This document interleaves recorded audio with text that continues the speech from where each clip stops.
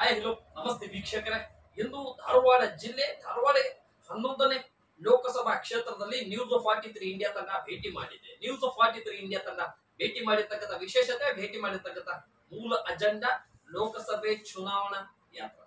ಲೋಕಸಭೆ ಚುನಾವಣಾ ಯಾತ್ರಾ ಸಂದರ್ಭದಲ್ಲಿ ಧಾರವಾಡ ಜಿಲ್ಲಾ ಅಲ್ಪಸಂಖ್ಯಾತರ ಘಟಕದ ಗ್ರಾಮೀಣ ಅಧ್ಯಕ್ಷರು ಆಗಿರ್ತಕ್ಕಂಥ ಮಾನ್ಯ ಶ್ರೀ ಮೆಹಬೂಬ್ ಸಾಹಬ್ ಮುಲ್ಲಾನವರು ಇಂದು ನಮ್ಮ ಜೊತೆ ಇದ್ದಾರೆ. ವೀಕ್ಷಕರೇ, ವಿನಯ್ ಕುಲಕರ್ಣಿ ಅವರ ಬಲ, ಸಂತೋಷ್ ಲಾಡ್ ಅವರ ಆಶೀರ್ವಾದ, ಪ್ರಸಾದ್ ಅಬ್ಬಯ್ಯನವರ ಸಂಘಟನೆ, ಕೋನರೆಡ್ಡಿಯ ಸಪೋರ್ಟ್ ನಿಂದ ಈ 3 ವಿಧಾನಸಭಾ ಕ್ಷೇತ್ರ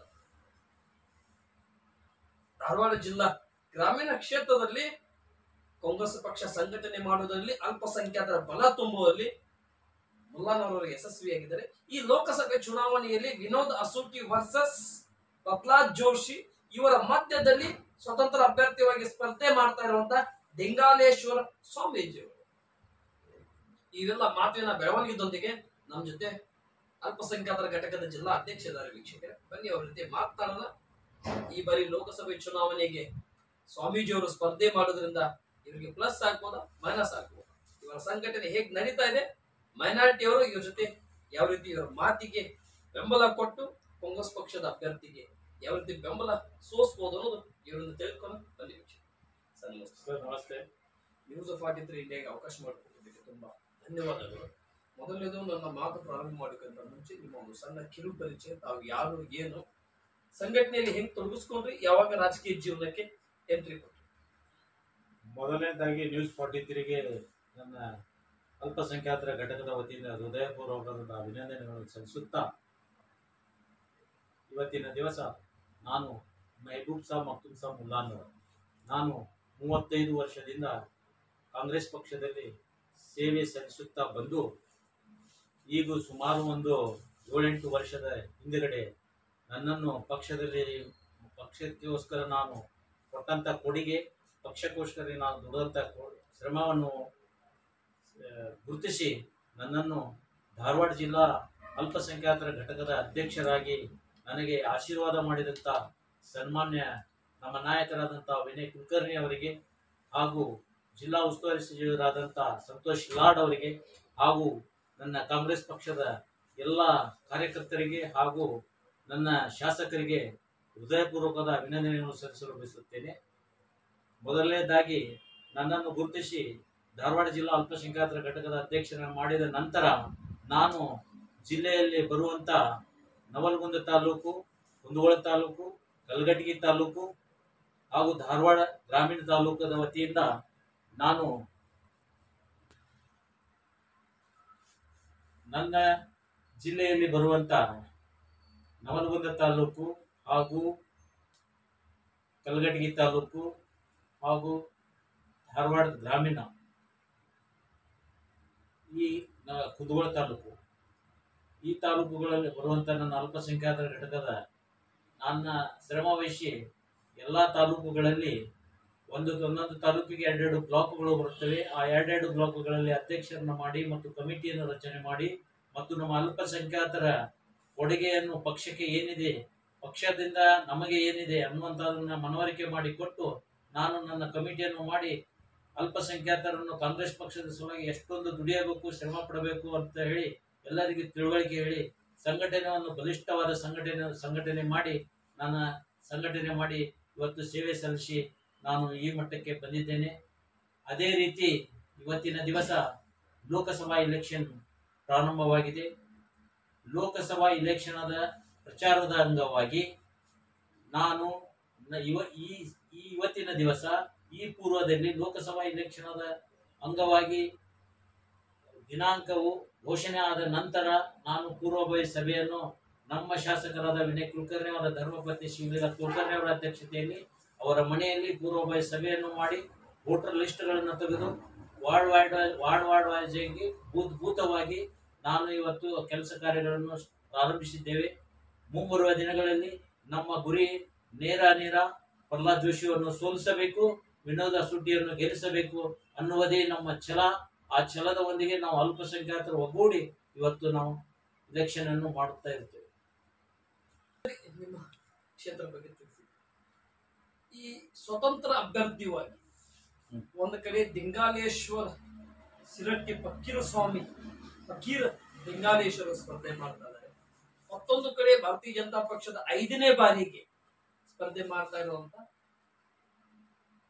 ಪ್ರಹ್ಲಾದ್ ಜೋಶಿ ಅವರು ಒಂದು ಕಡೆ 18ರಲ್ಲಿ ಸೋತು 23ರಲ್ಲಿ ಟಿಕೆಟ್ ಸಿಗಲಿಲ್ಲ, 24ರ ಲೋಕಸಭೆ ಟಿಕೆಟ್ ಗೆದ್ದು ದೆಹಲಿಗೆ ಹೋಗ್ಬೇಕಂತ ಕನಸು ಕಾಣ್ತಾ ಇರುವಂತ ವಿನೋದ್ ಅಸೂಟಿ ಒಂದು ಕಡೆ. ನಿಮ್ಮೆಲ್ಲರ ಪಾತ್ರ ಈ ಚುನಾವಣೆಯಲ್ಲಿ ಯಾವ ರೀತಿ ಇರಬಹುದು? ಈ ಚುನಾವಣೆ ಯಶಸ್ವಿ ಆಗಲಿಕ್ಕೆ ಮತ್ತು ನೀವು ಏನು ರಣತಂತ್ರಗಳನ್ನು ಹುಡುಕ್ತಾ ಇದ್ದೀರಿ? ಗ್ರಾಮೀಣ ಭಾಗದಲ್ಲಿ ಎಷ್ಟು ಬಲಿಷ್ಠವಾಗಿ, ಎಷ್ಟು ಗಟ್ಟಿಮುಟ್ಟಾಗಿ ನೀವು ಪಕ್ಷ ಸಂಘಟನೆ ಮಾಡ್ತಾರೆ? ನೋಡಿ ಸರ್, ಇವತ್ತ ಲೋಕಸಭಾ ಇಲೆಕ್ಷನ್ ನಡೆದಿದೆ. ಬಟ್ ಲೋಕಸಭಾ ಇಲೆಕ್ಷನ್ ನಲ್ಲಿ ಮೊದಲನೇದಾಗಿ ನಮ್ಮ ಒಂದು ನಾಯಕನಾದ ಅಭ್ಯರ್ಥಿಯಾದ ವಿನೋದ್ ಅಸೂಟಿ ಅವರನ್ನು ಗೆಲ್ಲಿಸುವುದೇ ನಮ್ಮ ಗುರಿ. ಅದು ಒಂದೇ ಗುರಿ. ಆ ಗುರಿಯನ್ನು ಇಟ್ಟುಕೊಂಡು ನಾವು ಇವತ್ತು ಅಲ್ಪಸಂಖ್ಯಾತರಾಗಲಿ ಇತರ ಸಮುದಾಯದವರಾಗಲಿ ಎಲ್ಲರೂ ಕೂಡಿ ನಾವು ಇವತ್ತು ಮನೆ ಮನೆಗೆ ವಿನೋದ್ ಅಸೂಟಿ ಅನ್ನುವಂಥದ್ದು ಹಿಂದಿನ ಇಲೆಕ್ಷನ್ ನಲ್ಲಿ ವಿನಯ್ ಕುಲಕರ್ಣಿ ಮನೆಗೆ ವಿನಯ್ ಕುಲಕರ್ಣಿ ಅಂತೇಳಿ ವಿನಯ್ ಕುಲಕರ್ಣಿ ಜಿಲ್ಲೆಯಲ್ಲಿ ಇಲ್ಲವಾದರೂ ಸಹಿತ ಅವರ ಇಲೆಕ್ಷನ್ ಅನ್ನು ಮಾಡಿ ಅವರನ್ನು ವಿಧಾನಸೌಧಕ್ಕೆ ಹೇಗೆ ಕಳಿಸಿದ್ದೇವೋ ಅದೇ ತರ ಇವತ್ತಿನ ದಿವಸ ಸಹಿತ ಮನೆಗೆ ವಿನೋದ್ ಅಸೂಟಿ ಅನ್ನುವಂತ ಒಂದು ಘೋಷಣೆಯನ್ನು ಹಾಕಿ ಎಲ್ಲರೂ ರಾತ್ರಿ ಹಗಲು ಅನ್ನದೇ ದುಡಿದು ವಿನೋದ್ ಅಸೂಟಿ ಅವರನ್ನು ದಿಲ್ಲಿಗೆ ಪಾರ್ಲಿಮೆಂಟ್ಗೆ ಕಳಿಸುವುದೇ ಒಂದು ಗುರಿಯನ್ನು ಇಟ್ಟುಕೊಂಡಿದ್ದೇವೆ. ಅದು ಮುಂಬರುವ ದಿನಗಳಲ್ಲಿ ಯಶಸ್ವಿ ಆಗುತ್ತದೆ ಅನ್ನುವಂತ ಭಾವನೆ ನಮ್ಮದಿದೆ. ಆದರೂ ಸಹಿತ ಇವಾಗ ದಿಂಗಾಲೇಶ್ವರ ಸ್ವಾಮಿಗಳು ಸಹಿತ ಅವರ ಇಚ್ಛೆ. ಇದು ಪ್ರಜಾಪ್ರಭುತ್ವದಲ್ಲಿ ಯಾರದೇ ಆಗಲಿ ಕೇಳುವಂತ ಒಂದು ಹಕ್ಕು ಇದೆ. ಅದೇ ತರ ದಿಂಗಾಲೇಶ್ವರ ಸ್ವಾಮಿಗಳು ಸಹಿತ ಸುಪ್ರಸಿದ್ಧ ಸ್ವಾಮಿಗಳು, ಒಳ್ಳೆಯ ಸ್ವಾಮಿಗಳು. ಅವರು ಸಹಿತ ಈ ಒಂದು ಲೋಕಸಭಾ ಎಲೆಕ್ಷನ್ ಅಲ್ಲಿ ಭಾಗವಹಿಸುವ ಇಚ್ಛೆಯಿಂದ ಅವರು ಸಹಿತ ಲೋಕಸಭಾ ಎಲೆಕ್ಷನ್ ಭಾಗವಹಿಸಲು ಇಚ್ಛೆ ಪಟ್ಟಿರುತ್ತಾರೆ. ಆದರೂ ಸಹಿತ ತಪ್ಪೇನಿಲ್ಲ. ಆದರೂ ಅವರು ಸರ್ವ ಸಮುದಾಯದ ಒಬ್ಬ ಸ್ವಾಮೀಜಿಯಾಗಿ ಅವರು ಸಹಿತ ಈ ಅಲ್ಪಸಂಖ್ಯಾತರಾಗಲಿ, ದಲಿತರಾಗಲಿ, ಹಿಂದೂಗಳಾಗಲಿ ಸರ್ವ ಧರ್ಮಕ್ಕೆ ಸಂಬಂಧಪಟ್ಟಂತ ಸ್ವಾಮಿಗಳಿರುವುದರಿಂದ ಅವರದು ಒಳ್ಳೆಯದು. ಆದರೂ ಕೇಳಿದರೆ ಅವರು ನಿಂತರೂ ಏನು ತಪ್ಪಿಲ್ಲ, ನಿಂದಿರಬಹುದು. ಆದರೆ ನಾನು ಹೇಳುವುದು ಒಂದೇ, ಆದರೆ ನಮಗೆ ಈ ಸಲ ವಿನೋದ್ ಅಸೂಟಿ ಗೆಲುವು ಶಪಥಸಿದ್ಧ. ವಿನೋದ್ ಅಸೂಟಿ ಅವರನ್ನು ದಿಲ್ಲಿಗೆ ಕಳಿಸುತ್ತೇವೆ, ಪ್ರಹ್ಲಾದ್ ಜೋಶಿ ಅವರನ್ನು ಮನೆಗೆ ಕಳಿಸುತ್ತೇವೆ ಎನ್ನುವಂತ ಒಂದು ಘೋಷಣೆಯನ್ನು ಕೂಗುತ್ತಾ ನಾವು ಈ ಇಲೆಕ್ಷನ್ ಅನ್ನು ಯಶಸ್ವಿಯಾಗಿ ಗೆಲ್ಲುವ ಒಂದು ಪ್ರಯತ್ನವನ್ನು ಮಾಡುತ್ತೇವೆ. ಸರಿ ಸರ್, ತಾವು ಪ್ರತಿ ಮನೆಗೆ ವಿನೋದ್ ಅಸೂಟಿ ಅವರಿಗೆ ದೆಹಲಿಗೆ ಕಳಿಸುತ್ತೇವೆ, ಪ್ರಹ್ಲಾದ್ ಜೋಶಿ ಅವರಿಗೆ ಮನೆಗೆ ಕಳಿಸುತ್ತೇವೆ ಅನ್ನುವಂತ ಏನು ಅಜೆಂಡಾ ಕಟ್ಕೊಂಡು ತಾವು ಮಾತನಾಡ್ತಾ ಇದ್ದೀವಿ. ಈ ಅಜೆಂಡಾದೊಂದಿಗೆ ಎಷ್ಟು ಯಶಸ್ವಿ ಆಗ್ತೀರಿ? ದಿಂಗಾಲೇಶ್ವರ ಅವರು ಸ್ಪರ್ಧೆ ಮಾಡೋದ್ರಿಂದ ನಿಮಗೆ ಎಷ್ಟು ಮೈನಸ್ ಆಗ್ಬೋದು, ಎಷ್ಟು ಪ್ಲಸ್ ಆಗ್ಬೋದು?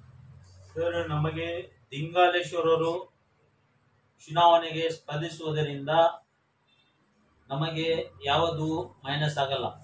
ದಿಂಗಾಲೇಶ್ವರರ ಒಂದು ಅಜೆಂಡಾ ಏನಿದೆ ಅಂದರೆ ಪ್ರಹ್ಲಾದ್ ಜೋಶಿ ಅವರನ್ನು ಸೋಲಿಸುವುದೇ ನನ್ನ ಅಜೆಂಡಾ ಅನ್ನುವಂತ ಒಂದು ಘೋಷಣೆಯ ಮೂಲಕ ಅವರು ಇವತ್ತು ಚುನಾವಣೆಗೆ ಬಂದಿದ್ದಾರೆ. ಅದಕ್ಕೋಸ್ಕರ ದಿಂಗಾಲೇಶ್ವರ ಒಂದು ಆಸೆ ಏನಿದೆ, ದಿಂಗಾಲೇಶ್ವರ ಒಂದು ಇಚ್ಛೆ ಏನಿದೆ ಅದು ಪೂರ್ತಿ ಆಗುತ್ತದೆ ಅನ್ನುವಂತ ವಿಶ್ವಾಸವೂ ನಮಗಿದೆ. ಆದರೆ ದಿಂಗಾಲೇಶ್ವರ ಅವರು ಪ್ರಹ್ಲಾದ್ ಜೋಶಿ ಅವರನ್ನು ಸೋಲಿಸುವುದೇ ನನ್ನ ಹಠ, ಸೋಲಿಸುವುದೇ ನನ್ನ ಛಲ, ಸೋಲಿಸುವುದೇ ಇದು MP ಇಲೆಕ್ಷನ್, ಲೋಕಸಭಾ ಇಲೆಕ್ಷನ್ ಅನ್ನುವಂತ ಒಂದು ಘೋಷಣೆಯನ್ನು ಕೂಗಿದ್ದಾರೆ. ಅದು ಸಾಧನೆ ಆಗುತ್ತದೆ ಅನ್ನುವುದೇ ನಮ್ಮದು ಒಂದು ನಂಬಿಕೆ, ವಿಶ್ವಾಸ ಇದೆ. ಸರಿ ಸರ್, ಧಾರವಾಡ ಜಿಲ್ಲೆಯ 7 ವಿಧಾನಸಭಾ ಕ್ಷೇತ್ರದಲ್ಲಿ 4 ವಿಧಾನಸಭಾ ಕ್ಷೇತ್ರದಲ್ಲಿ ಭಾರತೀಯ ಜನತಾ ಪಕ್ಷ ಇದೆ. ಟೋಟಲಿ ಅಂದ್ರೆ ಧಾರವಾಡ ಜಿಲ್ಲೆಯ ಲೋಕಸಭಾ ಕ್ಷೇತ್ರದ ಬಗ್ಗೆ ನಾವು ಮಾತನಾಡ್ತಾ ಇದ್ದೇವೆ.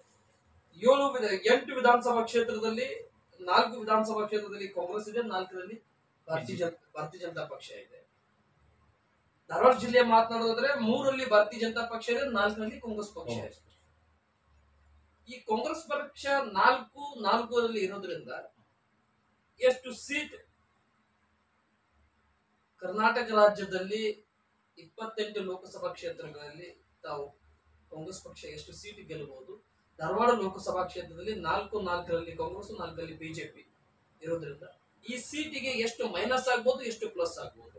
ಎಕ್ಸಾಂಪಲ್ ಗೆ ಅಂದ್ರೆ ಕುಂದಗೋಳ 69ನೇ ನವಲಗುಂದ ವಿಧಾನಸಭಾ ಕ್ಷೇತ್ರದಲ್ಲಿ ತಾವು 27,166 ಮತಗಳಿಂದ ತಾವು ಗೆದ್ದಿದ್ರಿ.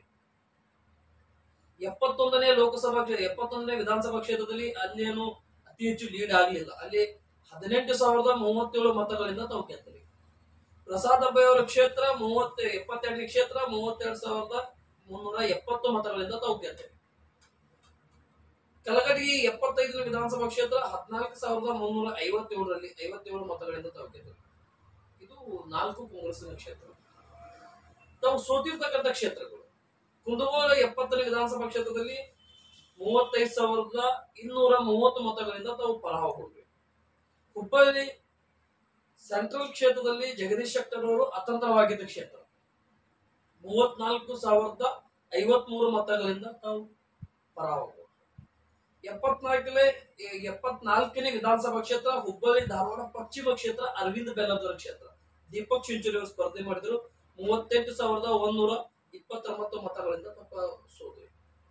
ಶಿಗ್ಗಾವಿ ಕ್ಷೇತ್ರ ಮಾಜಿ ಮುಖ್ಯಮಂತ್ರಿಯವರು 35,978 ಮತಗಳಿಂದ ತಾವಲ್ಲಿ ಸೋತ್ರಿ. ಬೊಮ್ಮಾಯಿ ಅವರು ಗೆದ್ದರು. ಯಾಸಿರ್ ಖಾನ್ ಪಠಾಣ್. ನೀವು ಕೆಲವೊಂದಿಷ್ಟು ಕ್ಷೇತ್ರಗಳಲ್ಲಿ ಅಂತರಗಳಿಂದ ಮತ್ತು ಡಿಫರೆನ್ಸ್ ನಿಂದ ಸೋತ್ರಿ. ಮೈನಸ್ ಇದೆ, ಪ್ಲಸ್ ಇದೆ. ನಿಮಗೆ ಗೆದ್ದಿರ್ತಕ್ಕಂಥ 4ರಲ್ಲಿ ನೀವು ಒಂದು 10 ಭಾರತೀಯ ಜನತಾ ಪಕ್ಷ ಸೋತಿದೆ.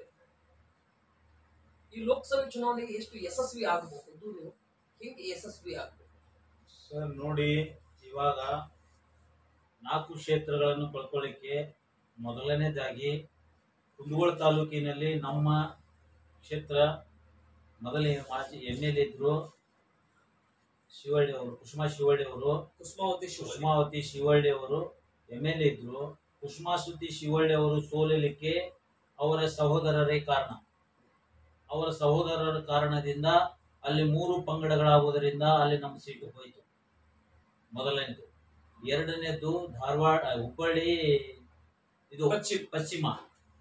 ಹುಬ್ಬಳ್ಳಿ ಪಶ್ಚಿಮದಲ್ಲಿ ಶ್ರಮಪಟ್ಟು ಹಗಲಿರುಳು ಅನ್ನದೇ ಕೆಲಸ ಕಾರ್ಯಗಳನ್ನು ಪಕ್ಷದ ಹುಬ್ಬಳ್ಳಿ ಪಶ್ಚಿಮ ಅಲ್ಲ, ಹುಬ್ಬಳ್ಳಿ ಧಾರವಾಡ ಪಶ್ಚಿಮ ಅರವಿಂದ ಕ್ಷೇತ್ರ ಅಲ್ಲಲ್ಲ, ಹುಬ್ಬಳ್ಳಿ ಜಗದೀಶ್ ಸೆಂಟ್ರಲ್ ಕ್ಷೇತ್ರದಲ್ಲಿ ರಜತ್ ಉಳ್ಳಾಗಡ್ಡಿ ಮಠ ಅವರು ಸುಮಾರು 3-4 ವರ್ಷದಿಂದ ಕೋವಿಡ್ ಸಮಯದಲ್ಲಿ ಯಾವುದೇ ಸಮಯದಲ್ಲಿ ಸುಮಾರು ವರ್ಷಗಳಿಂದ ಅಲ್ಲಿ ಮಾಡಿದಂತ ಕೆಲಸ ಕಾರ್ಯಗಳು, ಪಕ್ಷದ ಒಂದು ಚಿಹ್ನೆ ಇಟ್ಟುಕೊಂಡು ಮಾಡಿದಂತ ಕೆಲಸ ಕಾರ್ಯಗಳು ಸುಮಾರು ಇದ್ದವು. ಆ ಸುಮಾರು ಕೆಲಸ ಕಾರ್ಯಗಳಿಂದ ರಜತ್ ಉಳ್ಳಾಗಡ್ಡಿ ಮಠ ಅವರು ಗುರುತಿಸಿಕೊಂಡಿದ್ರು.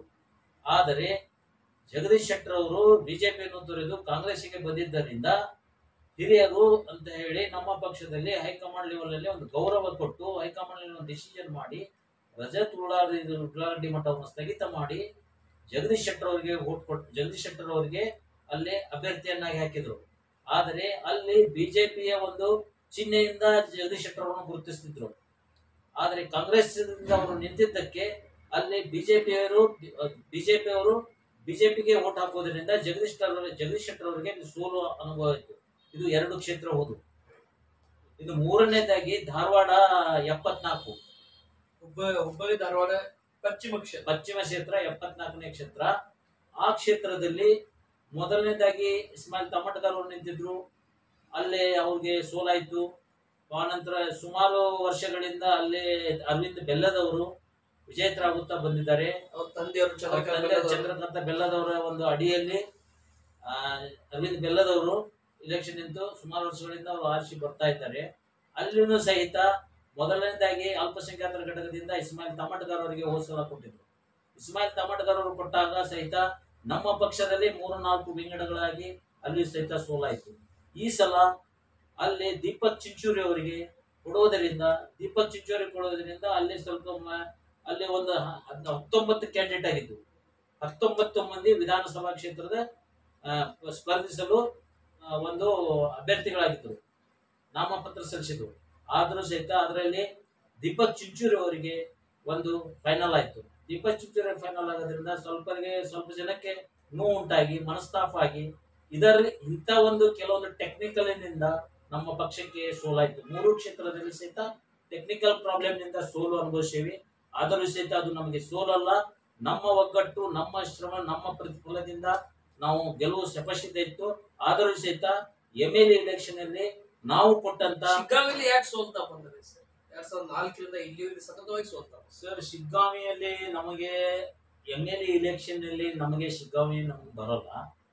ಲೋಕಸಭೆಗಾದ್ರೂ ಬರುತ್ತಲ್ಲ ಸರ್? ಲೋಕಸಭೆಗೆ ಬರುತ್ತೆ. ಲೋಕಸಭೆಯಲ್ಲಿ ಏನಂತಂದ್ರೆ ಅಲ್ಲಿ ಅಜಾಮುದ್ದೀನ್ ಖಾದ್ರಿ ಅವರಿಗೆ ಸ್ವಲ್ಪ ನೋವು, ಅಲ್ಲಿಯೂ ಸಹಿತ ಸ್ವಲ್ಪ ನಮ್ಮ ಪಕ್ಷದಲ್ಲಿ ವಿಂಗಡಣೆ, ಮನಸ್ತಾಪಗಳು. ಈ ಮನಸ್ತಾಪವನ್ನು ಟೆಕ್ನಿಕಲಿನಿಂದ ನಮಗೆ ಸೋಲಾಗಿದೆ. ಬಟ್ ಈಗ ಈ ಮುಂಬರುವ ದಿನಗಳಲ್ಲಿ ಅದು ಆಗಲ್ಲ. ಮತ್ತೆ ಅಜಾಮುದ್ದೀನ್ ಖಾದ್ರಿ ಅವರು ಸಹಿತ ಈಗಾಗಲೇ ನಮ್ಮ ಪ್ರತಿಯೊಂದು ಪೂರ್ವಭಾವಿ ಸಭೆಗೆ ಬಂದಿದ್ರು, ಪ್ರತಿಯೊಂದು ಸಭೆಗೆ ಹಾಜರಾಗ್ತಾ ಇದ್ದಾರೆ. ಪ್ರತಿಯೊಂದು ಪೂರ್ವಭಾವಿ ಸಭೆಯಲ್ಲೂ ಸಹಿತ ಅವರು ಘಟಖಂಡಿತವಾಗಿ ಘೋಷಣೆ ಮಾಡಿದ್ದಾರೆ. ಈ ಸಲ MP ಎಲೆಕ್ಷನ್ ನಲ್ಲಿ ನಾವು ಶಿಗ್ಗಾಂವ್ ತಾಲೂಕಿನಿಂದ ನಮ್ಮ ಸರ್ವಸಾಧಾರಣ 90% ನಾವು ಇವತ್ತು ಕಾಂಗ್ರೆಸ್ ಮಾಡಿಸುವಂತ ಪ್ರಯತ್ನ ಮಾಡ್ತೇವೆ. ವಿನೋದ ಶೆಟ್ಟಿ ಅವರನ್ನು ಆರಿಸ್ತೇವೆ ಅಂತ ಹೇಳಿ ಮೊನ್ನೆ ಶಪಥ ಮಾಡಿದ್ದಾರೆ ಮಯೂರ್ ರಿಸಾರ್ಟ್ ನಲ್ಲಿ. ಈ ಸಲ ಎಷ್ಟು ಅಂತರ ಮತಗಳಿಂದ ನಿಮ್ಮ ಕಾಂಗ್ರೆಸ್ ಪಕ್ಷದ ಅಭ್ಯರ್ಥಿ ವಿನೋದ್ ಅಸೂಟಿ ಗೆಲ್ಲಬಹುದು? ಗೆಲ್ಲಲಿಕ್ಕೆ ಏನು ರಣತಂತ್ರಗಳನ್ನು, ಗೆಲ್ಲಲಿಕ್ಕೆ ಏನು ಸಾಧ್ಯ ಅಸಾಧ್ಯವಾಗಿ? ನೋಡಿ, ಈ ಸಲ ವಿನೋದ ಶೆಟ್ಟಿ ಅವರು ಸುಮಾರು 1.5 ಲಕ್ಷ ಓಟಿನಿಂದ ಗೆಲ್ಲುತ್ತಾರೆ. ಇದರಲ್ಲಿ ಯಾವುದೇ ಸಂಶಯ ಇಲ್ಲ. ಆದರೆ ಜನಕ್ಕೆ ಕಾಂಗ್ರೆಸ್ ಪಕ್ಷ ಕೊಟ್ಟಂತ ಕೊಡುಗೆ, ಒಂದು ಶಕ್ತಿ ಇರ್ಬೋದು, ಇನ್ನೊಂದು ಬಸ್ಸಿನ ಸೌಕರ್ಯದ್ದಿರ್ಬೋದು, ಇನ್ನೊಂದು ಈ ನಿರುದ್ಯೋಗಿಗಳಿಗೆ ಕೊಡುವಂಥದ್ದು ಇರ್ಬೋದು, ಈ ಎಲ್ಲ 5 ಕೊಡುಗೆಗಳನ್ನು ಏನು ಕೊಟ್ಟಿದೆ, ಈ 5 ಕೊಡುಗೆಗಳು ಮನೆ ಮನೆಗೆ ಮುಟ್ಟುತ್ತಾ ಇದೆ. ಇವತ್ತು ಸಹಿತ ಪ್ರತಿ ತಿಂಗಳ ಅವ್ರು 2,000 ರೂಪಾಯಿ ಹೋಗಿ ಅವ್ರ ಮನೆಗೆ ಬೀಳ್ತಾ ಇದೆ. ಈ ಕೊಟ್ಟಂತ ಕೊಡುಗೆಯಿಂದ ನಮಗೆ ಜನರಿಂದ ಏನೋ ಆಶೆ ಬಯಸಿದ್ವಿ, ಆ ಆಶೆ ಆಕಾಂಕ್ಷೆಗಳು ಸಂಪೂರ್ಣವಾಗಿ ಭರ್ಪೂರಾಗಿ ನಮಗೆ ಸಿಗ್ತಾ ಇದೆ. ಆದ್ದರಿಂದ ಗಂಡಸರಲ್ಲಿ ಸ್ವಲ್ಪ ಹೆಚ್ಚು ಕಡಿಮೆ ಆಗಿರುವುದು, ಹೆಣ್ಣು ಮಕ್ಕಳು ಸಹಿತ ಈ ಸಲ ಯಾವುದೇ ತರದ ಅವರವರು ವೈಯಕ್ತಿಕವಾಗಿ ಅವರು ಓಣಿ ಮನೆಯಲ್ಲಿ ನಾವು ಪ್ರಚಾರಕ್ಕೆ ಹೋದಲ್ಲಿ ಹೇಳ್ತಾ ಇದ್ದಾರೆ, ಇಲ್ಲಪ್ಪ ಅವ್ರದ್ದು ನಾವು ಋಣ ಬಹಳ ಇದೆ, ಆದ್ರೂ ಸಹಿತ ಇವತ್ತು ನಾವು ಬಸ್ಸಿನಲ್ಲಿ ಹೋಗಿ ಫ್ರೀ ಒಳಗೆ ಹೋಗಿ ನಾವು ಒಂದು ದೇವರ ದರ್ಶನ ಮಾಡ್ಕೊಂಡ್ ಬರ್ಬೇಕಾದ್ರೆ ನಮ್ಗೆ ರೊಕ್ಕ ಇಲ್ಲದಕ್ಕೆ ನಾವು ಯಾವುದೇ ದೇವರ ಗುಡಿಗೆ ದರ್ಶನಕ್ಕೆ ಹೋಗ್ತಿದ್ದಿಲ್ಲ. ಆದ್ರೆ ಬಸ್ ಫ್ರೀ ಮಾಡೋದ್ರಿಂದ ನಮ್ಮ ಕರ್ನಾಟಕ ರಾಜ್ಯದಲ್ಲಿ ಎಲ್ಲೆಲ್ಲಿ ನಮ್ಮ ದೇವರ ಗುಡಿಗಳಿದಾವೆ, ಮಂದಿರಗಳಿದಾವೆ, ಮಸೀದಿಗಳಿದಾವೆ, ಎಲ್ಲಾ ಕಡೆನೂ ಹೋಗಿ ನಾವು ದರ್ಶನ ಮಾಡ್ಕೊಂಡ್ ಬಂದಿದ್ದೀವಿ. ಆ ಪುಣ್ಯ ಆ ಪರಮಾತ್ಮ ಆ ಸಿದ್ದರಾಮಯ್ಯನಿಗೆ ಕೊಡ್ಲಿ ಅನ್ನುವಂಥದ್ದು ಹೆಣ್ಣು ಮಕ್ಕಳು ಇವತ್ತು ಹೇಳ್ತಾ ಇದ್ದಾರೆ. ಕ್ಯಾನ್ವಸಿಗೋದಲ್ಲಿ ಹಳ್ಳಿಯಲ್ಲಿ ಓಣಿಯಲ್ಲಿ ಆ ಒಂದು ವಿಶ್ವಾಸದಿಂದ ನಮಗೆ ಇವತ್ತು ಓಟು ಕೊಟ್ಟು ಲೋಕಸಭಾ ಎಲೆಕ್ಷನ್ನಲ್ಲಿ ವಿನೋದ ಶೆಟ್ಟಿ ಅವರನ್ನು ದಿಲ್ಲಿಗೆ ಕಳಿಸುತ್ತಾರೆ ಎನ್ನುವಂತ ವಿಶ್ವಾಸ ನಮಗಿದೆ. ಜನರ ಬೆಂಬಲವೇ ನಮಗೆ ಶಕ್ತಿ. ಲಿಂಗಾಲೇಶ್ವರ ಸ್ವಾಮೀಜಿಯವರು ಸ್ಪರ್ಧೆ ಮಾಡುವುದು, ಸ್ವತಂತ್ರವಾಗಿ ಸ್ಪರ್ಧೆ ಮಾಡ್ತಾರೆ ಘೋಷಣೆ ಮಾಡಿದ್ದಾರೆ, ಸರಿಯಾ ತಪ್ಪ? ಸರ್, ಈಗ ನೋಡಿ, ಅವರ ಆಸೆ ಅವರ ಬಯಕೆ ನಾವು ಅವಾಗಲೇ ಕೂಡ ಹೇಳಿದೆ ಪ್ರಜಾಪ್ರಭುತ್ವ ಅಂತೇಳಿ. ಆದ್ರೆ ಅವ್ರು ಸ್ಪರ್ಧೆ ಮಾಡೋದ್ರಿಂದ ಯಾರಿಗೆ ಡ್ಯಾಮೇಜು, ಯಾರಿಗೆ ಪ್ಲಸ್? ಸರ್, ಅದು ಡ್ಯಾಮೇಜ್ ಪ್ಲಸ್ ಅನ್ನುವಂಥದ್ದನ್ನ ಈಗ ಅವರು ಯಾವ ವಿಚಾರದಲ್ಲಿ ನಿಂತಿದ್ದಾರೆ, ಅವ್ರು ಯಾವ ವಿಚಾರದಲ್ಲಿ ಸ್ಪರ್ಧೆ ಮಾಡ್ಲಿಕ್ಕೆ ನಿಂತಿದ್ದಾರೆ, ಅವ್ರದೇ ಅನ್ನುವಂಥ ಅವ್ರ ಸ್ಟೇಟಸ್ ಇರುತ್ತೆ, ಅವ್ರದೇ ಅನ್ನುವಂಥ ಒಂದು ಗ್ರೌಂಡ್ ಇರುತ್ತೆ, ಅವ್ರದೇ ಅನ್ನುವಂಥ ಒಂದು ಬೆಂಬಲ ಇರುತ್ತೆ. ಅದು ಯಾವುದ್ರ ಮೇಲೆ ಅವರು ನಿಂತಿದ್ದಾರೆ ಅನ್ನೋದು ನಮ್ಮ ಗಮನಕ್ಕಿಲ್ಲ ಸರ್. ಅದರ ಬಗ್ಗೆ ನಾವು ಹೇಳಲಿಕ್ಕೆ ಇಚ್ಛೆ ಪಡಲ್ಲ. ಬಟ್ ಅವರು ನಿಂದಿರುವುದು ತಪ್ಪುನೂ ಇರ್ಬೋದು, ಸರಿನೂ ಇರ್ಬೋದು, ಬಟ್ ಅವ್ರ ವಿಚಾರ ಅದು, ಅದನ್ನ ನಾವು ಹೇಳಲಿಕ್ಕಾಗಲ್ಲ. ಯಾಕಂದ್ರೆ ಪ್ರಜಾಪ್ರಭುತ್ವದಲ್ಲಿ ಪ್ರತಿಯೊಬ್ಬನಿಗೂ ಕೇಳುವಂತ ಹಕ್ಕಿದೆ, ಪ್ರತಿಯೊಂದು ಕೇಳಿ ಮಾಡುವಂತ ಹಕ್ಕಿದೆ. ಅವನದೇ ವೈಯಕ್ತಿಕವಾದಂತ ಅವ್ನು ನಿಲ್ಲಬಹುದು, ನಿಲ್ಲಕ್ಕಿಲ್ಲ. ನಾನೇ ಇವತ್ತು MP ಎಲೆಕ್ಷನ್ ನಿಂದಿರ್ಬೋದು, ಇಲ್ಲ ನಿಂದ್ರಕ್ಕಿಲ್ಲ, ನನಗೂ ಹಕ್ಕಿದೆ. ಆದ್ರೆ ನಾನು ನಿಂದಿರೋದು ಯಾವ ಸ್ಟೇಟಸ್ ಮೇಲೆ ನಿಂದಿರಬೇಕು, ಯಾವ ಬೆಂಬಲದ ಮೇಲೆ ನಿಂದಿರಬೇಕು, ನನ್ನ ಬ್ಯಾಕ್ ಗ್ರೌಂಡ್ ಏನಿದೆ, ನನ್ನ ಸ್ಟಡಿ ಏನಿದೆ, ಅದನ್ನೆಲ್ಲ ನಾನು ಸ್ಟಡಿ ಮಾಡ್ಕೊಂಡ್ಬಿಟ್ಟು ನಾನು ನಿಂದಿರುವಂತ ಅಪೇಕ್ಷೆ ಇದ್ರೆ ನಿಲ್ಬಹುದು. ಬಟ್ ಅವ್ರು ನಿಂದಿರೋದು ತಪ್ಪುನು ಅನ್ನೋದಿಲ್ಲ, ಸರಿನೂ ಅನ್ನೋದಿಲ್ಲ ನಾನು. ಬಟ್ ಅವ್ರು ಏನ್ ಮಾಡಿದಾರಲ್ಲ, ಅವರು ವಿಚಾರ ಮಾಡಿ ಒಂದು 3-4 ವರ್ಷದಿಂದ ಅವರಿಗೆ ಪ್ರಹ್ಲಾದ್ ಜೋಶಿ ಅನ್ನುವಂತ ಒಂದು ವ್ಯಕ್ತಿ ಏನು ತೊಂದರೆ ಕೊಟ್ಟಾನ, ಏನ್ ಮಾಡ್ಯಾನ ಅನ್ನುವಂಥದನ್ನ ಅವರು ಇವತ್ತು ಜಗತ್ ಜಾಹೀರವಾಗಿ ಪ್ರಚಾರ ಮಾಡಿ ಪ್ರಹ್ಲಾದ್ ಜೋಶಿ ಅವ್ರನ್ನೇ ಸೋಲಿಸುವಂತದ್ದು ನನ್ನ ಗುರಿ ಅಂತ ಏನ್ ಹೇಳ್ತಾ ಇದ್ದಾರೆ. ಅದಕ್ಕೆ ಪ್ರಹ್ಲಾದ್ ಜೋಶಿ ಅವರು ಏನು ಅವರಿಗೆ ಮಾಡಿದಾರೆ ಅನ್ಯಾಯ ಅನ್ನುವಂಥದ್ದು ಅದು ಅವ್ರಿಗೆ ಗೊತ್ತು. ಆ ಒಂದು ವಿಚಾರದಲ್ಲಿ ಪ್ರಹ್ಲಾದ್ ಜೋಶಿ ಅವರಂತ ಒಂದು ವ್ಯಕ್ತಿ ಏನಿದ್ದಾನೆ, ಇವತ್ತು ನಮ್ಮ ಜಿಲ್ಲೆಯ ಮನುಷ್ಯವಾದರೂ ಸಹಿತ ಜಿಲ್ಲೆಯಲ್ಲಿ ಈ ರಾಜಕೀಯದಲ್ಲಿ ದ್ರೋಹಿಗಳು, ಒಳ್ಳೆಯವರು ಕೆಟ್ಟವರು ಇರೋವ್ರೆ. ಬಟ್ ಒಳ್ಳೆಯವರು ಇರಲಿ, ಕೆಟ್ಟವರು ಇರಲಿ, ಬಟ್ ಒಳ್ಳೆಯವರು ಇದ್ದಾಗ ಕೆಟ್ಟವ್ರ ಬಗ್ಗೆ ಒಂದು ಕೆಟ್ಟ ಕೆಲಸ ಮಾಡಿದಾಗ ಅವನ ತರದು ಬುದ್ಧಿ ಹೇಳಿ ಅದನ್ನ ಅಲ್ಲಿಗೆ ತಟಸ್ಥ ಮಾಡುವಂತ ಒಂದು ಬುದ್ಧಿ ಆ ಪರಮಾತ್ಮ ಆ ಪ್ರಹ್ಲಾದ್ ಜೋಶಿ ಕೊಡಬೇಕು. ಅದು ಬಿಟ್ಟು ಅವನು ರಾಜಕೀಯ ರೂಪ ತಗೊಂಡು ಒಂದು ಅಧಿಕಾರದ ದರ್ಪವನ್ನು ತೋರಿಸ್ತಾ ಇದ್ದಾರಲ್ಲ, ಇದು ನಮಗೆ ಯಾರಿಗೂ ಸಹಿಸ್ಕೊಳಕ್ಕಾಗಲ್ಲ. ಅಲ್ಪಸಂಖ್ಯಾತರ ಮೇಲೆ ನಡೆಯುವಂತ ಒಂದು ದರ್ಪ ಏನಿದೆ, ಅದು ಇವತ್ತು ಧಾರವಾಡ ಜಿಲ್ಲೆಯಲ್ಲಿ ನಡೆಯುವಂತ ದರ್ಪ ಏನಿದೆ, ಅದು ಖಂಡಿತವಾಗಿ ನಾನು ಹೇಳ್ತೀನಿ ಪ್ರಹ್ಲಾದ್ ಜೋಶಿಯ ದರ್ಪ. ಪ್ರಹ್ಲಾದ್ ಜೋಶಿಯಿಂದನೇ ನಮಗೆ ಇವತ್ತ ಇಷ್ಟು ಅನ್ಯಾಯ ಆಗ್ತಾ ಇದೆ. ಪ್ರತಿ ಒಂದು ಕಡೆನೂ ಏನಾರ ಒಂದು ಕಡ್ಡಿ ಕೊರೆದು ಇಟ್ಟಾನಪ್ಪ ಅಂದ್ರೆ ಅದಕ್ಕೆ ಮೂಲ ಕಾರಣ ಪ್ರಹ್ಲಾದ್ ಜೋಶಿ. ಅದಕ್ಕೆ ಪ್ರಹ್ಲಾದ್ ಜೋಶಿ ಅವರಿಗೆ ದಯಮಾಡಿ ನಾನು ಕೈ ಮುಗಿದು ನಾನು ಅಲ್ಪಸಂಖ್ಯಾತರ ಘಟಕದ ವತಿಯಿಂದ ನಾನು ಹೇಳ್ತೀನಿ, ಎಲ್ಲಾ ಮುಸಲ್ಮಾನ ಬಾಂಧವರ ತರಫಿನಿಂದ ಹೇಳ್ತೀನಿ, ದೇವರ ನಿಮಗೆ ಒಳ್ಳೆಯ ಬುದ್ಧಿ ಕೊಡಬೇಕು, ನೀವು ಒಳ್ಳೆಯ ರೀತಿಯಿಂದ ನಡ್ಕೋಬೇಕು, ನೀವು ಸರ್ವಧರ್ಮ ಒಂದೇ ಅಂತ ಹೇಳಿ ಸರ್ವಧರ್ಮವನ್ನು ಒಗ್ಗೂಡಿಸಿಕೊಂಡು ಸರ್ವಧರ್ಮವನ್ನು ಒಂದೇ ದೃಷ್ಟಿಯಲ್ಲಿ ನೋಡ್ಬೇಕಂತ ಹೇಳಿ ನಾನು ತಮ್ಮಲ್ಲಿ ವಿನಯಪೂರ್ವಕವಾಗಿ ಕೇಳ್ಕೊಳ್ತೇನೆ. ಪ್ರಹ್ಲಾದ್ ಜೋಶಿ ಅವರೇ, ದಯಮಾಡಿ ಮುಂಬರುವ ದಿನಗಳಲ್ಲಿ ಇದು ಯಾವುದು ಮಾಡಬೇಡಿ. ಜಿಲ್ಲೆಯಲ್ಲಿ ಸರಿ, ಜೋಶಿ ಅವರ ಮೇಲೆ ಈ ರೀತಿ ಕಿಡಿಕಾರ್ತಾ ಇದೆ, ಜೋಶಿ ಅವರ ಮೇಲೆ ಕೆಂಡಲ ಮಂಡಲ ಆಗ್ತಾ ಇದೆ, ಜೋಶಿ ಅವ್ರ ಮೇಲೆ ಗರಂ ಆಗ್ತಾ ಇದೆ. ಯಾಕೆ ಜೋಶಿ ಅವ್ರ ಕೊಡುಗೆ ಈ ಕ್ಷೇತ್ರಕ್ಕೆ ಏನು ಇಲ್ವಾ? ಸರ್ ನೋಡ್ರಿ, ಜೋಶಿ 9 ವರ್ಷದಿಂದ ತಾವು ಕೂಡ ಅಲ್ಪಸಂಖ್ಯಾತರ ಘಟಕದ ಜಿಲ್ಲಾ ಅಧ್ಯಕ್ಷರವಾಗಿ ಕೆಲಸ ಮಾಡ್ತಾ ಇದ್ದಾರೆ. ಹೌದು. 11 ವರ್ಷದಿಂದ ಕಾರ್ಯಕರ್ತರ ಕೆಲಸ ಮಾಡಿರಿ. ಹೌದು. ಆದ್ರೆ ಈ 11 ವರ್ಷ, ಈ 9 ವರ್ಷ, 20 ವರ್ಷ ಮತ್ತು ಜೋಶಿ ಅವರು 20 ವರ್ಷದಲ್ಲಿ ಧಾರವಾಡ ಜಿಲ್ಲೆಗೆ ಏನು ಡೆವಲಪ್ಮೆಂಟ್ ಆಗಿಲ್ವಾ? ಸರ್ ನೋಡಿ, ನಾನು ನನ್ನ ವೈಯಕ್ತಿಕ ನನ್ನ ಅಲ್ಪಸಂಖ್ಯಾತರ ಘಟಕಕ್ಕೆ ಏನು ತೊಂದರೆ ಆಗಿದೆ, ಒಂದು ಮೆನಾರಿಟಿ ಇರ್ಬೋದು, ವಕ್ಫ್ ಬೋರ್ಡ್ ಇರ್ಬೋದು, ಇವರ ಸರ್ಕಾರ ಇದ್ದಾಗ ಏನು ಕೊಡುಗೆಗಳು ನಮಗಿದ್ದು, ಶಾದಿ ಭಾಗ್ಯ, ಇಂಥ ಹಲವಾರು ಸ್ಕೀಮ್ಗಳನ್ನು ಎಲ್ಲ ಬಿಜೆಪಿ ಗೌರ್ಮೆಂಟ್ ಇದ್ದಾಗ ತೆಗೆದು ಹಾಕಿಬಿಟ್ರು. ತೆಗೆದು ಹಾಕೋದ್ರಿಂದ ಒಂದು ಕಡು ಬಡವ ಸಹಿತ ಇವತ್ತು ಮದುವೆ ಮಾಡೋದು ಬಹಳ ಕಷ್ಟ ಆಗಿದೆ. ಅಂತ ಟೈಮಲ್ಲಿ ಕಾಂಗ್ರೆಸ್ ಗೌರ್ಮೆಂಟ್ ಇದ್ದಾಗ ಶಾದಿ ಭಾಗ್ಯ ಅಂತೇಳಿ 50,000 ರೂಪಾಯಿ ಕೊಡ್ತಿದ್ರು ಒಂದು ಬಡವನ ಮದುವೆ ಆಗ್ಬೇಕಾದ್ರೆ.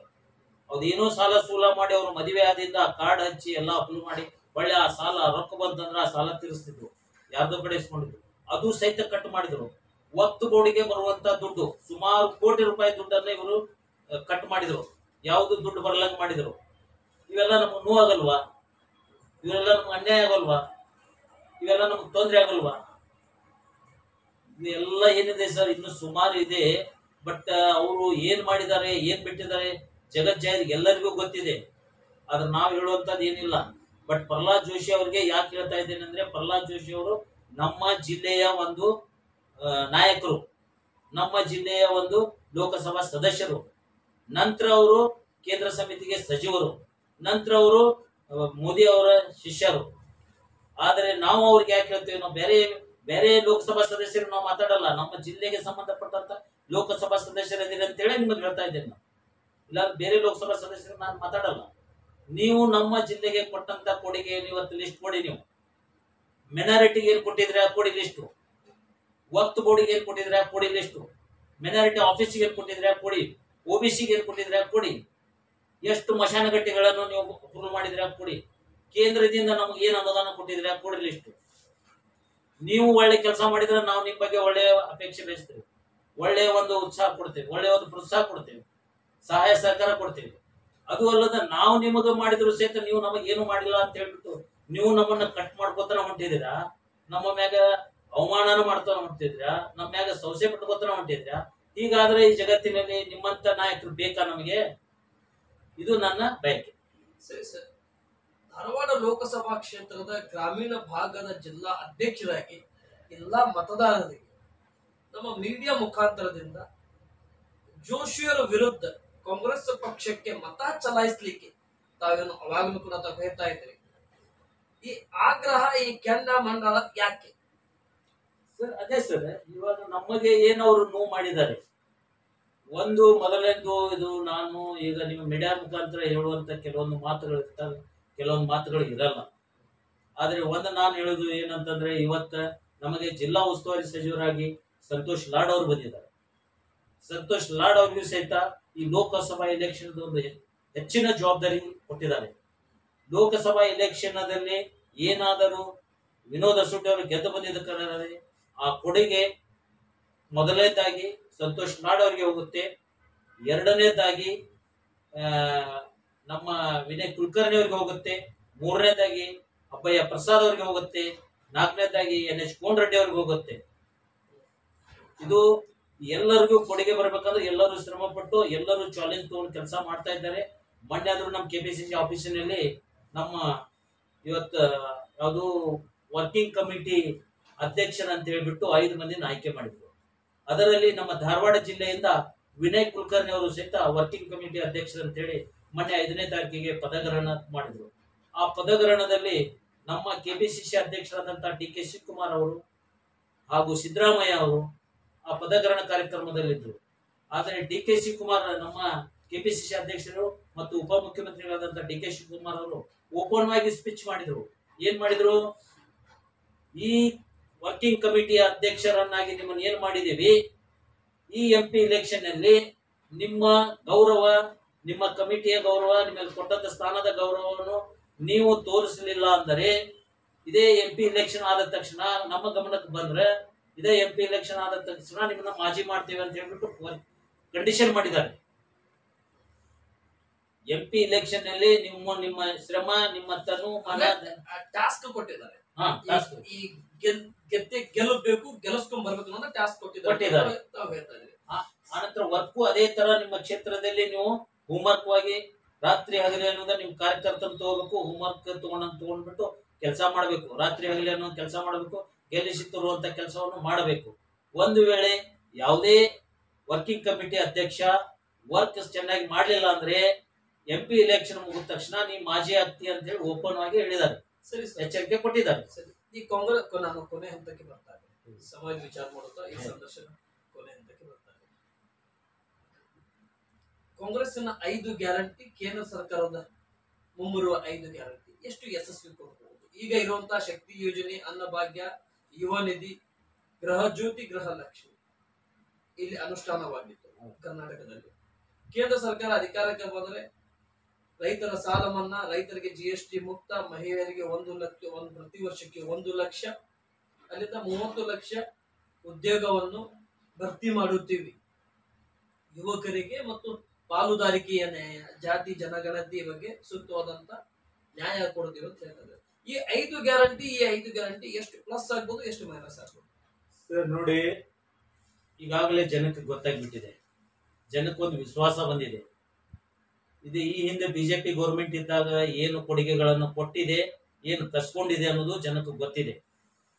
ಆದರೆ ಕಾಂಗ್ರೆಸ್ ಪಕ್ಷ ಏನು ಒಂದು MLA ಇಲೆಕ್ಷನ್ ಅಲ್ಲಿ ಘೋಷಣೆ ಮಾಡಿತ್ತು 5 ಕೊಡುಗೆಗಳ ಬಗ್ಗೆ, ಆ ಘೋಷಣೆ ಮಾಡಿದಂತ ಕೊಡುಗೆಗಳೇ ಜನ ನಂಬಿ ಕಾಂಗ್ರೆಸ್ ಅನ್ನು ತಂದು 136 MLAಗಳನ್ನು ಮಾಡಿ ಒನ್ ಸೈಡ್ ಅನ್ನ ನಮ್ಮ ಕರ್ನಾಟಕ ಸರ್ಕಾರವನ್ನು ಮಾಡಿತು. ಆ ಕರ್ನಾಟಕ ಸರ್ಕಾರ ಮಾಡಿದ್ದಕ್ಕೆ ಕಾಂಗ್ರೆಸ್ ಪಕ್ಷ ಕೊಟ್ಟಂತ ಕಡೆಗೆ ಏನು 5 ಕೊಡುಗೆಗಳನ್ನು ಘೋಷಣೆ ಮಾಡಿತ್ತು, 5 ಕೊಡುಗೆಗಳನ್ನು ಅವರು ಮನೆ ಮನೆಗೆ ಮುಟ್ಟಿಸಿದ್ದಾರೆ. ಇವತ್ತು ಮುಟ್ಟಿದೆ. ಅದೇ ತರ ಒಂದು ನಂಬಿಕೆ, ಒಂದು ವಿಶ್ವಾಸ ಜನಕ್ಕೆ ಇದೆ. ಅದೇ ಪ್ರಕಾರ ಜನ ರಾಜ್ಯ ಸರ್ಕಾರ ಕೊಟ್ಟಂತ ಕೊಡುಗೆ ಕಾಂಗ್ರೆಸ್ ಪಕ್ಷ ನುಡಿಯೋಲ್ಲ, ನುಡಿದರೆ ನುಡಿದಂತೆ ನಡೆಯುತ್ತದೆ ಅನ್ನುವಂತ ಒಂದು ವಿಶ್ವಾಸ ಜನರಲ್ಲಿ ಇದೆ. ಅದೇ ತರ ರಾಜ್ಯ ಸರ್ಕಾರ ಏನು ನಂಬಿದಂತ ಕೊಡುಗೆ ಕೊಟ್ಟಿದೆ, ಹೇಳಿದಂತ ಕೊಡುಗೆ ಕೊಟ್ಟಿದೆ, ಅದೇ ತರ ಕೇಂದ್ರ ಸರ್ಕಾರವು ಹೇಳಿದಂತ ಕೊಡುಗೆ ಕೊಡ್ತದ ಅನ್ನುವಂತ ನಂಬಿಕೆ ಜನರಲ್ಲಿ ಭಾವನೆ ಹುಟ್ಟಿದೆ. ಆ ತರದಲ್ಲಿ ಜನರು ನಮ್ಮನ್ನು ನಂಬಿದ್ದಾರೆ. ಆದರೆ ಜನರಿಗೆ ನಮ್ಮ ಪಕ್ಷ ದ್ರೋಹ ಮಾಡುವುದಿಲ್ಲ. ಮುಂಬರುವ ದಿನಗಳಲ್ಲಿ ಕೇಂದ್ರ ಸರ್ಕಾರದಿಂದ ಏನು ಕೊಡುಗೆ ಕೊಟ್ಟಿದ್ದೇವೆ ಆ ಕೇಂದ್ರ ಸರ್ಕಾರದ ಕೊಡುಗೆಗಳನ್ನು ಶಪಥಿತವಾಗಿ ನಾವು ನಮ್ಮ ಕೇಂದ್ರ ಸರ್ಕಾರದಲ್ಲಿ ನಮ್ಮ ಸರ್ಕಾರ ಆಯ್ತು ಅಂತಂದ್ರೆ ನಾವು ಆ ಕೊಡುಗೆಗಳನ್ನು ಮನೆ ಮನೆಗೆ ಮುಟ್ಟಿಸುವಂತ ವ್ಯವಸ್ಥೆ ಖಂಡಿತವಾಗಿ ಮಾಡುತ್ತೇವೆ ಅಂತ ನಾನು ಅಲ್ಪಸಂಖ್ಯಾತರ ಘಟಕದಿಂದ ವಿಶ್ವಾಸವಿಟ್ಟು ಹೇಳುತ್ತೇನೆ. ಸರಿ ಸರ್, ಕೊನೆಯದಾಗಿ ನನ್ನ ಕೊನೆಯ ಪ್ರಶ್ನೆ, 8 ವಿಧಾನಸಭಾ ಕ್ಷೇತ್ರದ ಅಲ್ಪಸಂಖ್ಯಾತ ಮತ್ತು ಅಹಿಂದ ಸಮಾಜದ ಪ್ರತಿಯೊಬ್ಬರಿಗೆ ಮತ್ತು ಈ 8 ವಿಧಾನಸಭಾ ಕ್ಷೇತ್ರದಲ್ಲಿ ಬರುವಂತಹ ಪ್ರತಿಯೊಂದು ಮತದಾರರಿಗೆ ನಮ್ಮ ನ್ಯೂಸ್ 43 ಇಂಡಿಯಾ ಮುಖಾಂತರದಿಂದ ಎಲ್ಲಾ ಮತದಾರರಿಗೆ ಏನ್ ಹೇಳಿಕೆ ಇಷ್ಟಪಡ್ತಾ ಇದ್ದೀರಾ ಈ ಲೋಕಸಭೆ ಚುನಾವಣೆ? ಸರ್ ನೋಡಿ, ನ್ಯೂಸ್ 43 ಇಂಡಿಯಾದ ವತಿಯಿಂದ ನೀವೊಂದು ಈಗ ನಮ್ಮ ಧಾರವಾಡ ಜಿಲ್ಲೆಯಲ್ಲಿ ಏನು ಇವಾಗ ಬಂದಿದ್ದೀರಾ, ನಮ್ಮ ಒಂದು ಅನಿಸಿಕೆ ಅಭಿಪ್ರಾಯಗಳನ್ನು ಏನು ಕೇಳ್ತಾ ಇದ್ದೀರಾ, ಮೊದಲನೇದಾಗಿ ನಮ್ಮ ಪಕ್ಷದಲ್ಲಿ ದುಡ್ಡು ಕೊಟ್ಟು ಖರೀದಿ ಮಾಡುವಂತ ಮೀಡಿಯಾಗಳನ್ನು ಖರೀದಿ ಮಾಡುವಂತ ಶಕ್ತಿ ನಮ್ಮ ಪಕ್ಷಕ್ಕೆ ಇಲ್ಲ. ಆದರೆ ಬಿಜೆಪಿಯಲ್ಲಿ ಆ ಪಕ್ಷ ಇದೆ. ಅವರು ಎಲ್ಲ ದುಡ್ಡುಗಳು ಕೊಟ್ಟು ಎಲ್ಲ ಕೆಲವೊಂದು ಮೀಡಿಯಾಗಳು ತಮಗಾದ್ರೂ ಗೊತ್ತಿದೆ, ಜನಕ್ಕಾದ್ರೂ ಗೊತ್ತಿದೆ. ಮೀಡಿಯಾಗಳನ್ನು ಅವರು ಖರೀದಿ ಮಾಡಿಬಿಟ್ಟು ಇಟ್ಕೊಂಡು ಇವತ್ತು ಮೀಡಿಯಾದ ಮುಖಾಂತರ ಅವರು ಪ್ರಚಾರ ಆಗ್ತಾ ಇದ್ದಾರೆ ವಿನ ಅವರ ಕೆಲಸ ಕಾರ್ಯಗಳ ಮುಖಾಂತರ ಅವ್ರ ಪ್ರಚಾರ ಆಗ್ತಾ ಇಲ್ಲ. ಆದರೆ ನ್ಯೂಸ್ 43 ವತಿಯಿಂದ ನಾನು ತಮಗಿಷ್ಟೇ ಕೇಳ್ಕೊಳ್ಳೋದು, ನಮ್ಮ ಪಕ್ಷದ ಕೊಡುಗೆಗಳು, ನಮ್ಮ ಪಕ್ಷ ಮಾಡಿದಂತ ಶಕ್ತಿ, ನಮ್ಮ ಪಕ್ಷ ಮಾಡಿದಂತ ಸೇವೆ, ನಮ್ಮ ಪಕ್ಷ ಯಾವ ಕಾಲದಿಂದ ಈ ಕಾಲದವರೆಗೂ ಏನೇನು ಮಾಡಿದೆ ಅನ್ನುವಂಥದ್ದು ತಮ್ಮ ಮೀಡಿಯಾದ ಮುಖಾಂತರ ಜನರಿಗೆ ಮನವರಿಕೆ ಮಾಡಿಕೊಡಿ ಅಂತ ನಾನು ತಮ್ಮಲ್ಲಿ ಕಳಕಳಿ ಪೂರ್ವಕವಾಗಿ ಕೇಳಿಕೊಳ್ಳುತ್ತೇನೆ. ಥ್ಯಾಂಕ್ ಯು ಸರ್, ತುಂಬಾ ಧನ್ಯವಾದಗಳು. ಇಷ್ಟೊಂದುವರೆಗೆ ಮೆಹಬೂಬ್ ಸಾಬ್ ಮುಲ್ಲಾನವರವರು ನಮ್ಮ ನ್ಯೂಸ್ ಆಫ್ 43 ಇಂಡಿಯಾ ಮುಖಾಂತರ ನಿಮ್ಮ ಕಾಂಗ್ರೆಸ್ ಪಕ್ಷದ ಕೊಡುಗೆಗಳನ್ನು, ನಿಮ್ಮ ವಿಚಾರಗಳನ್ನು, ಲೋಕಸಭೆ ಚುನಾವಣೆಯಲ್ಲಿ ಸ್ವತಂತ್ರ ಅಭ್ಯರ್ಥಿಯಾಗಿ ಯಾರು ಸ್ಪರ್ಧೆ ಮಾಡ್ಲಿಕ್ಕೂ ಇರಲಿ, ಅವರ ಸ್ವಂತ ಅಭಿಪ್ರಾಯ, ಇದು ಪ್ರಜಾಪ್ರಭುತ್ವ, ಮತದಾನದ ಹಕ್ಕು ಬಂದರೆ ಅದು ಅವರ ಸ್ಪರ್ಧೆ ಮಾಡುವುದು ಅವರ ಹಕ್ಕು ಅಂತ ತಾವೇನು ತಿಳಿಸ್ತಾ ಇದ್ದೀರಿ. ಈ ವಿಷಯಗಳನ್ನು ತಿಳಿಸಿದ್ದಕ್ಕೆ, ನಮ್ಮ ಜೊತೆ ನಿಮ್ಮ ಸಮಯವನ್ನು ಹಂಚಿಕೊಂಡಿದ್ದಕ್ಕೆ. ಆದ್ರೆ ನಿಮಗೆ ಇನ್ನೊಂದು ವಿಷಯದಲ್ಲಿ ನಾನೊಂದು ಆಲ್ ದ ಬೆಸ್ಟ್ ಹೇಳುವುದೇನಂತ ಹೇಳಿದ್ರೆ, ನೀವು ಪ್ರಚಾರ ಸಂದರ್ಭದಲ್ಲಿ ಇದ್ದಂತ ಸಂದರ್ಭದಲ್ಲಿ ಕೂಡ ನಮ್ಮ ನ್ಯೂಸ್ ಆಫ್ 43 ಇಂಡಿಯಾಗೆ ಅವಕಾಶ ಮಾಡಿ ಹೇಳ್ಕೊಟ್ರಲ್ಲ, ಮತದಾರರ ಭೇಟಿ ಮಾಡಿರ್ತಕ್ಕಂಥ ಸಂದರ್ಭದಲ್ಲಿ ನಿಮ್ಮ ಅಲ್ಪಸಂಖ್ಯಾತ ಘಟಕದ ಪ್ರತಿಯೊಂದು ಬೂತ್ ಮಟ್ಟದಲ್ಲಿ ತಾವೇನು ಕಾರ್ಯಕ್ರಮ ಭೇಟಿ ಮಾಡಿದ್ರಿ, ಆ ಸಂದರ್ಭದಲ್ಲಿ ನಮಗೆ ಬನ್ನಿ ಅಂತ ಏನು ಸ್ವಾಗತ ಕೋರಿ ಸಂದರ್ಶನಕ್ಕೆ ಅವಕಾಶ ಮಾಡಿಕೊಟ್ರಲ್ಲ, ಅದಕ್ಕೆ ನಾನು ನಿಮಗೆ ಚಿರಋಣಿಯಾಗಿರುತ್ತೇನೆ. ತುಂಬಾ ಧನ್ಯವಾದಗಳು. ನಮಸ್ತೆ, ಜೈ ಹಿಂದ್. ಮತ್ತೆ ಭೇಟಿ ಆಗ್ತೇನೆ. ವೀಕ್ಷಕರೇ, ಗಮನಿಸೋದಲ್ಲ, ಇಷ್ಟೊತ್ತು ಮಾತನಾಡಿರ್ತಕ್ಕಂಥ ಮೆಹಬೂಬ್ ಸಾಬ್ ಮುಲ್ಲಾನವರವರ ವಿಚಾರಗಳನ್ನು, ಇವರು ಕಾಂಗ್ರೆಸ್ ಪಕ್ಷದ ಧಾರವಾಡ ಜಿಲ್ಲಾ ಗ್ರಾಮೀಣ ಘಟಕದ ಜಿಲ್ಲಾ ಅಧ್ಯಕ್ಷರಾಗಿ ಕಾರ್ಯನಿರ್ವಹಿಸುತ್ತಿದ್ದಾರೆ. ಇವರ ಮನಸ್ಸಿನಲ್ಲಿ ನೋವು ಇದೆ. ಇವರ ಮನಸ್ಸಿನಲ್ಲಿ ನಮ್ಮ ಕಾಂಗ್ರೆಸ್ ಪಕ್ಷ ಅಧಿಕಾರಕ್ಕೆ ಬರ್ತಾ ಇಲ್ಲ, ಕಾಂಗ್ರೆಸ್ ಪಕ್ಷ ಏನು ಕೊಡುಗೆ ಕೊಟ್ಟಿದೆ ಅದನ್ನು ನಮ್ಮ ಮತದಾರರು ಸರಿಯಾದ ರೀತಿಯಿಂದ ನೋಡ್ತಾ ಇಲ್ಲ. ಆದ್ರೆ ಇವರ ಮನಸ್ಸಿನಲ್ಲಿ, ಮತದಾರರ ಮನಸ್ಸಿನಲ್ಲಿ ತಪ್ಪು ಕಲ್ಪನೆ ಇದೆ. ಅದು ಓನ್ಲಿ ಬಿಜೆಪಿ ಬಿಟ್ಟರೆ ಬೇರೆ ಇಲ್ಲ. ಈ ಬಾರಿ ಕರ್ನಾಟಕದಲ್ಲಿ ನಾವು ಕೊಟ್ಟಿರ್ತಕ್ಕಂಥ 5 ಗ್ಯಾರಂಟಿ, ಕೇಂದ್ರ ಸರ್ಕಾರದಲ್ಲಿ ನಾವು ಕೊಡುವಂತ 5 ಗ್ಯಾರಂಟಿ ಏನಿದೆ ಅದಕ್ಕಾದ್ರೂ ಗಮನ ಹರಿಸಿ. ಈಗಿನ ಇರುವಂತ ಸರ್ಕಾರ ಬಿಸ್ನೆಸ್ ಮ್ಯಾನ್, ಉದ್ಯಮಿಪತಿ ಅಂದ್ರೆ ಉದ್ಯಮಿದಾರರ ಸಾಲವನ್ನು ಸಂಪೂರ್ಣವಾಗಿ ಮನ್ನಾ ಮಾಡಿದ್ದಾರೆ. ನಾವು ರೈತರ ಸಾಲ ಮನ್ನಾ ಮಾಡ್ಲಿಕ್ಕೆ ಬರ್ತಾ ಇದ್ದೀವಿ. ಬಿಜೆಪಿಯವರು ಉದ್ಯೋಗ ಕೊಡ್ಲಿಲ್ಲ, ನಾವು ಉದ್ಯೋಗ ಕೊಡ್ಲಿಕ್ಕೆ ಬಂದಿದ್ದೀವಿ. ಬಿಜೆಪಿಯವರು 15 ಲಕ್ಷ ಹಾಕಲಿಲ್ಲ, ನಾವು 1 ಲಕ್ಷ ಹಾಕ್ಲಿಕ್ಕೆ ಬಂದಿದ್ದೀವಿ ಅನ್ನೋದು ವಿಚಾರವನ್ನು ತಿಳಿಸತಕ್ಕಂತ ಮೆಹಬೂಬ್ ಸಾಬ್ ಮುಲ್ಲಾನವರ ಜೊತೆ ಮತ್ತೆ ಭೇಟಿ ಆಗ್ತೇನೆ. ಅಲ್ಲಿವರೆಗೆ ನೋಡ್ತಾರೆ ನ್ಯೂಸ್ 43 ಇಂಡಿಯಾ. ಜೈ ಹಿಂದ್.